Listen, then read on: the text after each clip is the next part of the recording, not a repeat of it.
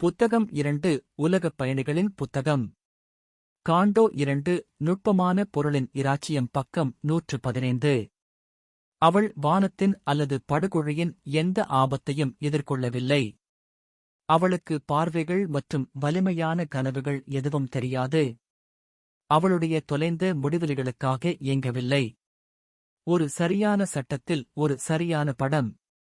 இந்த விசித்திர கலைத்திறன் அவரது விருப்பத்தை காப்பாற்ற முடியவில்லை. ஒரு கணம் நன்றாக வெளியீடு கொடுத்தது. கவனக்குறைவான 1 மணி நேரம் லேசான ஆனந்தத்தில் கழிந்தது. இருப்பின் பரப்புகளில் நமது ஆவி சோர்வடைகிறது. இது மறைக்கப்பட்ட சக்திகள் மற்றும் ஆழமான மாநிலங்களுக்கு மாறுகிறது. எனவே இப்போது அவர் பெரிய வெளிச்சத்திற்கு அப்பால் பார்த்தார். ஹவுஸ் ஆப் டேஸின் இந்த அற்புதமான முற்றத்தில் உள்ள அவரது ஆன்மாவின் உச்சமீறுதலானது, அவர் அந்த சிறந்த பொருள் சொர்க்கத்தை விட்டுச் சென்றார். அவரது விதி பெரிய விண்வெளிக்கு அப்பால் இருந்தது.